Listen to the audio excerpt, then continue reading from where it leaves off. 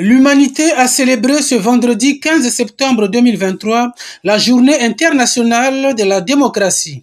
À Brazzaville, en République du Congo, cette journée célébrée par les acteurs de la société civile et organisations non gouvernementales autour du secrétaire permanent du Conseil consultatif de la société civile, Germain Cephas Ewangui, sous le thème « Renforcement des moyens d'action pour la prochaine génération » a donné lieu à deux communications, à savoir le rôle et place des organisations de la société civile dans la promotion de la démocratie, exposé ici par le docteur Abira Ngalebaye.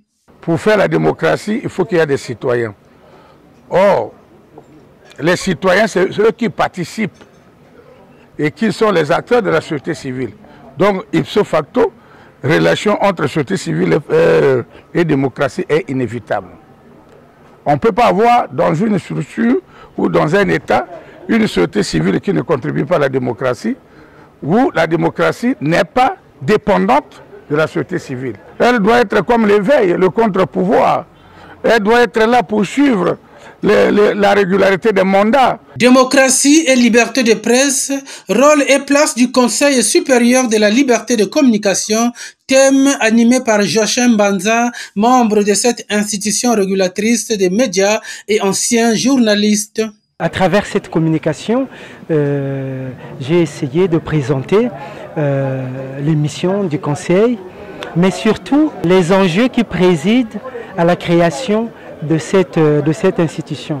À savoir que cette institution est là pour protéger évidemment la liberté de la presse, donc protéger les journalistes contre tout ce qui peut les menacer et protéger également les citoyens contre les abus, les dérapages, ce qu'on appelle les délits de presse.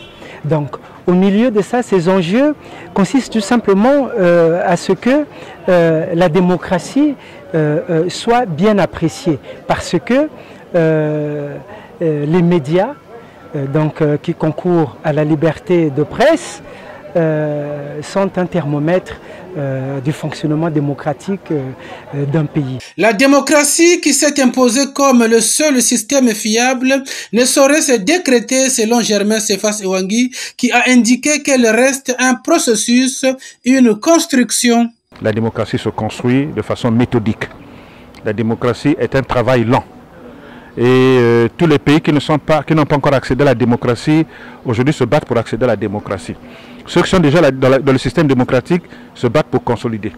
Là où c'est déjà consolidé, on se bat encore pour faire perfectionner. Ça veut dire que le travail pour la construction de la démocratie est un travail sans limite et qui tend à l'infini. Et donc voilà pourquoi les acteurs de la société civile qui sont censés être les fers de lance des processus démocratiques dans tous les pays se doivent d'être bien informés autour de tous les enjeux sur la démocratie et ce qui leur permettrait de travailler en connaissance de cause dans le relais auprès des populations, soit dans les actions de plaidoyer auprès des pouvoirs publics. Voilà l'intérêt pour lequel le Conseil consultatif de la société civile et des organisations non gouvernementales a organisé la présente cérémonie. Notons que cette journée internationale de la démocratie, le 15 septembre, a été instituée par l'Assemblée générale des Nations unies.